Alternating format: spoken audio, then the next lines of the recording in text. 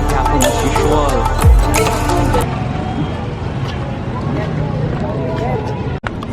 Where's Totz, baby? Gusto ka? Got my foods ready. Currently, natakaroon sa Roxas and we just ordered food for our dinner. Tapos, mobile ka pa ako si Totz at Toyo. So, paabot mo sa mga order dito sa Roxas. As you can see, bibo na balik ang Roxas. Dagan na og tao. Ayan, dito. Tao everywhere. There comes our food and there comes our rice and our kutsara and tinidor. Money siya. Ayan, people around House Roxas tonight.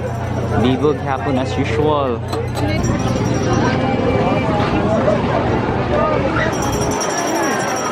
Panisa, sisi. Kaya lang. Minsan ay, fried rice na. Itong pasta gani din ganahan ko. Hello, doggy.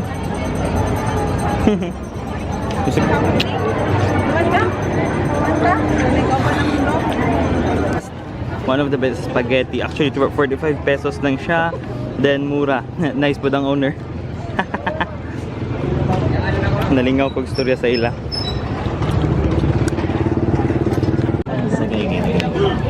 Sige hapon sa sinuklian. Pagkapagahon ni kawit nga po kita drink.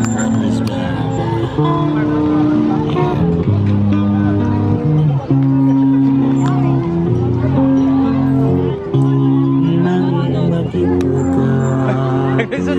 aking sinta, nasabi ko sa sarili, ikaw na nga. Mobile Patrol.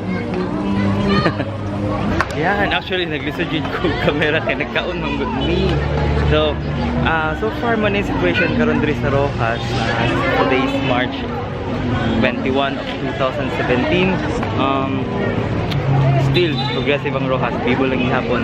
And diri mi karon sa stock toy. Suki ba minimot Sige pangitag Mashimaro na. Mashimaro na rin to. Oh, Mashimaro daw to. Ayan, na po Hello Kitty. So na medyo klase-klase na nagdito mong gisaon karong gabi ihuna. And actually ang katong pasta ang one of the best. 45 pesos lang. Kaning gelato nga tag 25. Makakabit ka diri sa Roxas. Plus sulit pa ang money. Mura lang, cheap, then hindi ko na kang mapalit. Actually, klase-klase ka din mukhang ma-aptan nila sa Roxas. From cellphone case, stuffed toy, food, kwek-kwek, juices, ice cream, lahat. So, as of now, as you can see, the situation nila sa Roxas is actually back to Bibo. Before, after the incident, medyo na-apektuhan yun, but we the Vaveños are brave enough to continue our lives. 500 daw. Oh my god. As you can see, nakapalit kitmig ahat na po Mashimaro. Yatay ng bayaran Evening. So that was our visit sa Roxas today. And today is March 21 of 2017. Dugay gid mi wala nakabalik sa Roxas since katong bombing na incident, guys. And then yan si Tot, grabe ihang na-amaze gid siya sa spaghetti kay lami gid daw kaayo.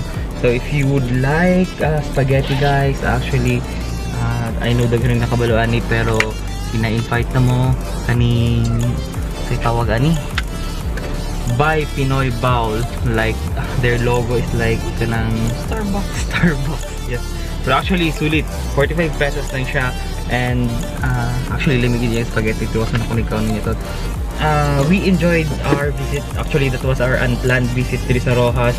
We were just thinking na mahunta sa Roxas like before kay actually dugay gid ni wala nakakaon diri sa Roxas after atong incident.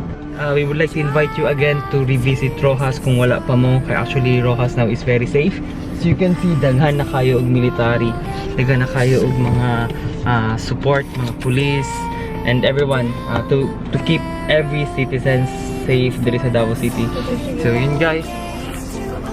And yun, paulit na mi guys. Thank you so much. I hope you subscribe on our YouTube channel, like our Facebook page, follow us on Instagram. Si Totz ang nag-manage sa Instagram and Facebook, and follow us on Twitter. So that's all, and thank you.